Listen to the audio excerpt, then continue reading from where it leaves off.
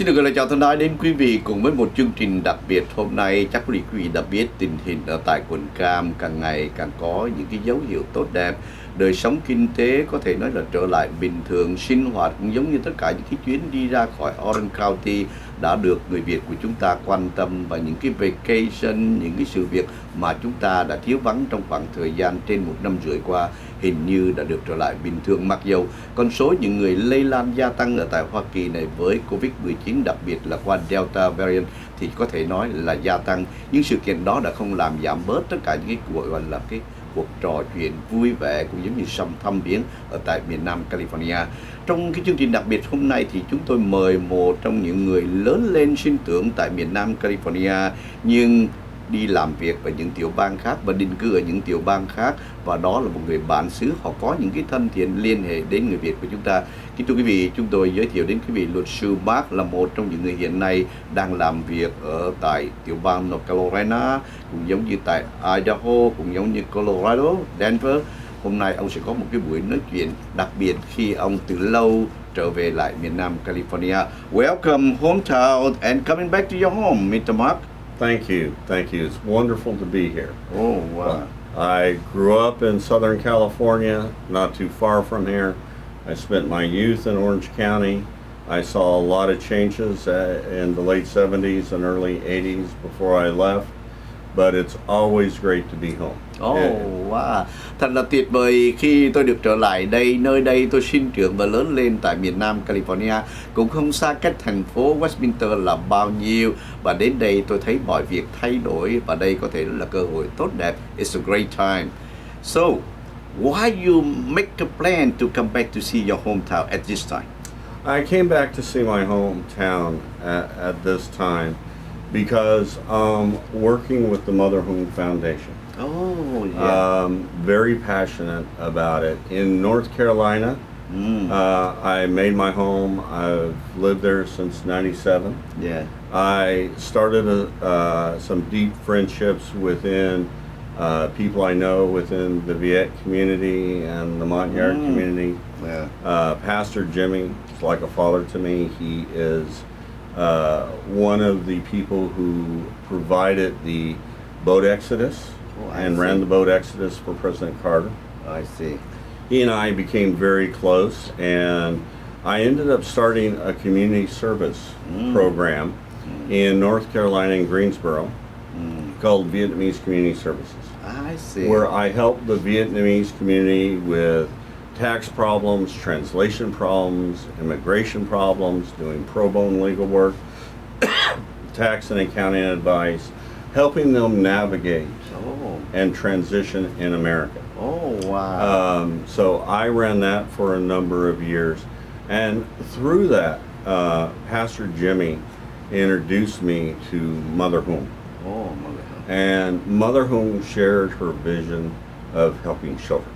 I see. Being an orphan herself, growing up in very unfortunate circumstances.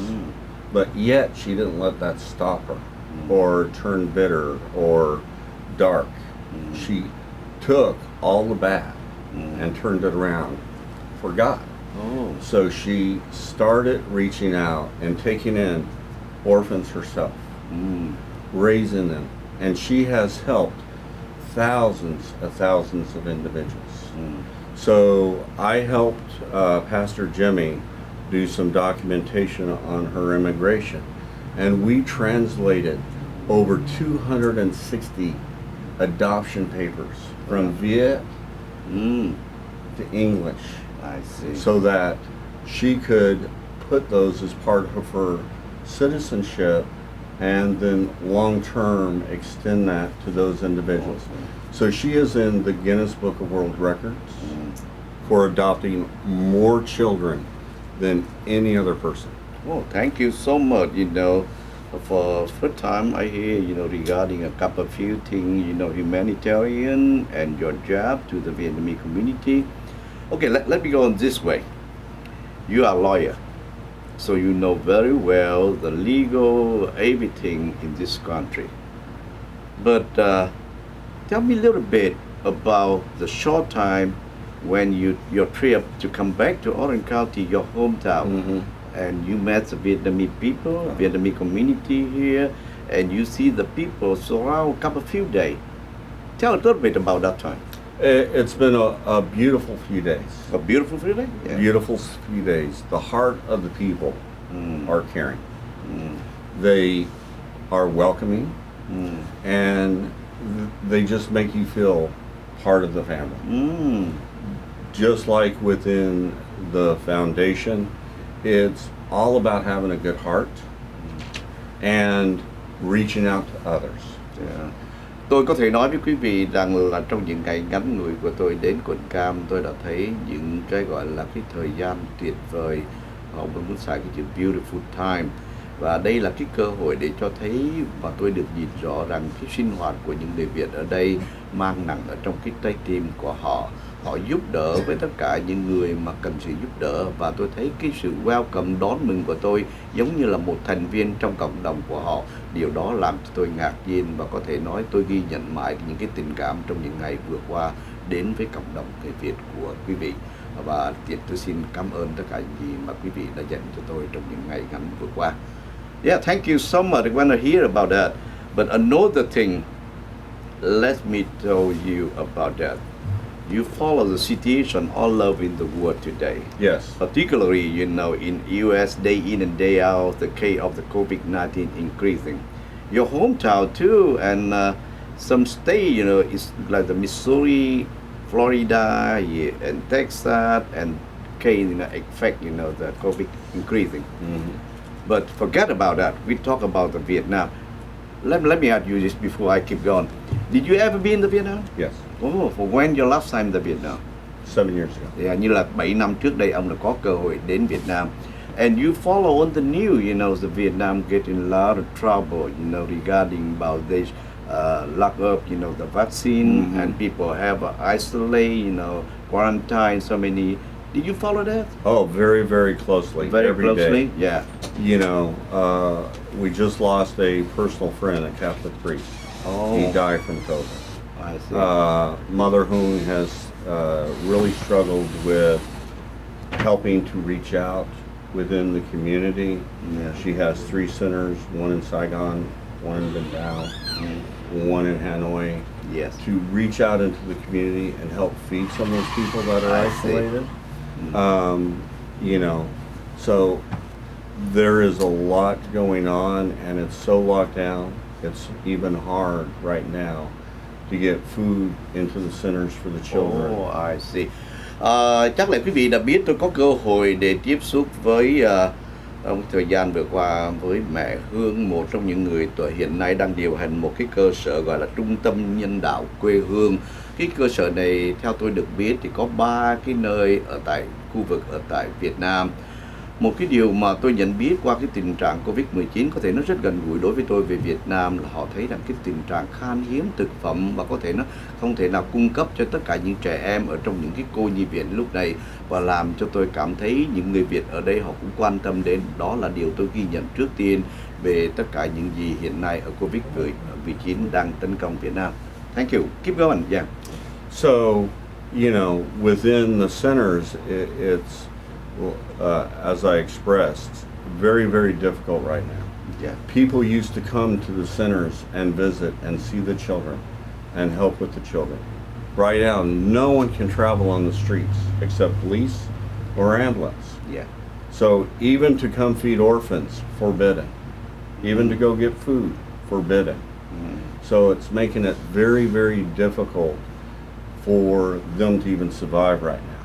It's a very challenging time. Đây là một trong những cái thời gian thách thức, như quý vị biết, một trong cái trung tâm của chúng tôi mà có thể quý vị cho phép chúng tôi gọi là orphanage, tiếng Anh là cô nhi viện. Thì ở đây những cái cuộc thăm viếng tất cả những quan khách ngoài đến cô nhi viện hình như đã bị ngăn chặn, và tất cả những cái quan chức đến liên hệ với cô nhi viện cũng không còn được sinh hoạt nữa. Đặc biệt rằng tin mà chúng tôi nhận được thì chỉ có những người cảnh sát hoặc là những viên chức có thẩm quyền mới có thể đến vào cái lúc này. Thì chắc quý vị biết số phận của những người ở trong đó, một cái tình trạng mà tất cả những cái nguồn nguyên liệu, tất cả những cái lương thực để tiếp tế cho đây cũng coi thể như là khó để mà trở lại những cái sinh hoạt bình thường. So all we can do at this point is continue to pray. Oh my God. And continue to do whatever we can. There are ways to work, but it takes resources. I see.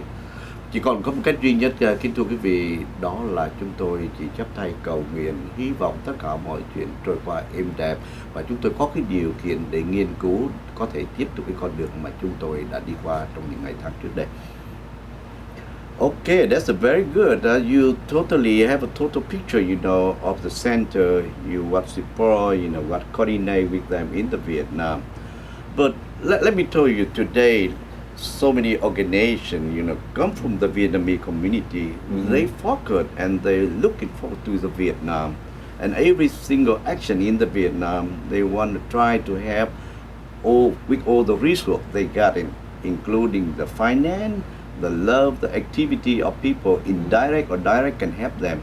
So, did you ever hear, any organization in the south of Orange County, they try to connect and help, any place, look like your place, it's orphanage, yeah. Yeah, there are organizations which are trying to help us. The various community and faith-based organizations, the Buddhist monks are helping, the Catholics are helping, the Christians are helping. Yeah. True religion is taking care of the poor. True religion is taking care of the orphans. So it doesn't matter who you are. Our community of children is growing. Just last week, I see a picture, new baby, 10 days old, left head kicked, just dropped off, thrown away. I don't have time to worry about this organization, that organization, this government, that government. It's all about the babies, the children. What do? Not feed it? Someone already threw it away. We have to love it. We have to help. Kính thưa quý vị, với một cái dòng xúc động, ông luật sư Mark, ông đã cho biết rằng cái vấn đề từ thiện ở đây giúp đỡ những cái người như ở trong trung tâm của chúng tôi muốn nói đến một vài vị hòa thượng, vị chân tu, vị thượng tọa, cũng giống như vài vị linh mục, cũng giống như mục sư của các tôn giáo. Chúng tôi đề cập đến những cái người lãnh đạo tôn giáo, và trong lúc đó thì tôi nhìn nước mắt của ông như chảy xuống, và ông muốn nói đến những người này, họ đã quan tâm, giúp đỡ và có thể nói cái lòng yêu thương của họ, và đó là một cái điều mà chúng ta không thể nào quên được. Lúc này những cái bánh kẹo dư thừa của chúng ta đến ngày nay với những trẻ em 10 tuổi hình như ở đó không còn là một cái điều mà họ có thể có trong những ngày tháng trước đây.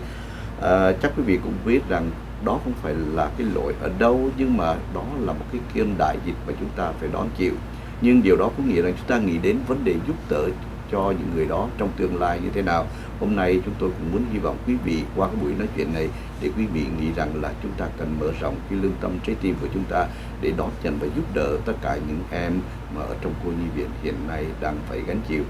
Yes, it's I'm very appreciate, when you bring it back, and bring it up everything, your knowledge, and in here, and I think on Mong, he's a senior in here, and I think he, immediately, when he met with the mother Hương, Yes. and I think he mentioned after they mentioned something, and probably the monk, he may send in something to help them. Oh, absolutely. A very generous donation was made by, as he's referred to, the laughing, the happy monk who laughs at life.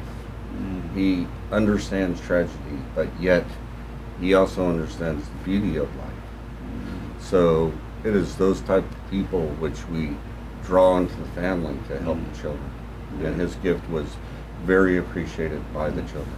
Yeah. It is going to purchase 1 ton of rice to feed the babies. Vâng, kính thưa quý vị, cái sự việc tôi cũng lấy làm ngạc nhiên, và tôi thấy rằng qua một cái giây phút thôi, những cái sự gọi là liên hệ và cái gây cái tình thương của họ nghĩ đến tất cả những trẻ em hiện nay đang thiếu thực phẩm, và một vị hòa thượng ở ngay cái nơi của quý vị sinh sống đã vội vàng và không cần cân nhắc gì và không cần tìm hiểu gì nhiều, chỉ cần đưa đến cho những trẻ có trên 1 tấn gạo, 2 tấn gạo để mấy đứa nhỏ có thể sử dụng trong lúc này.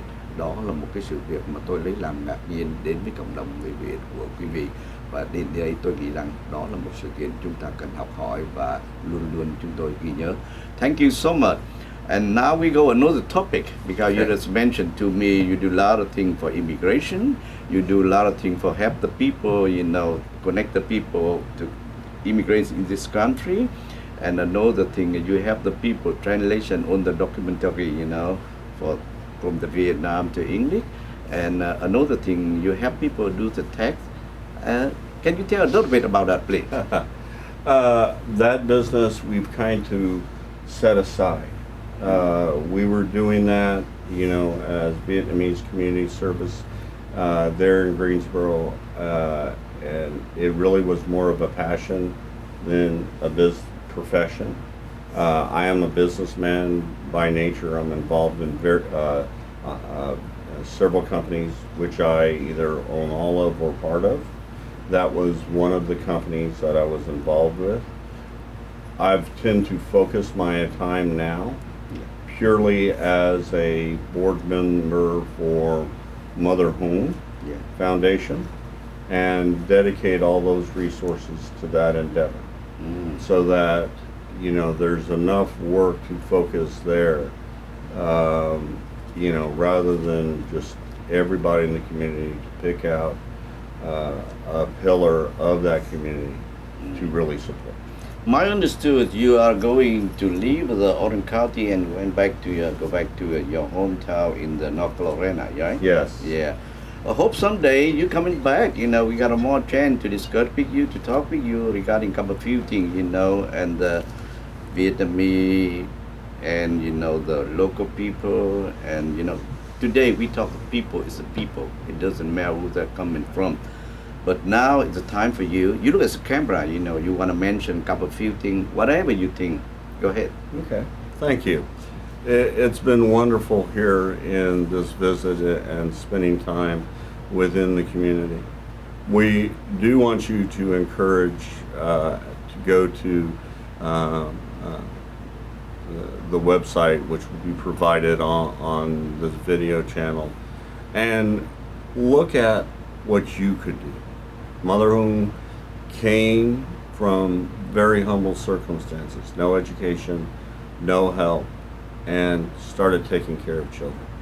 We who are so blessed have so much more to give.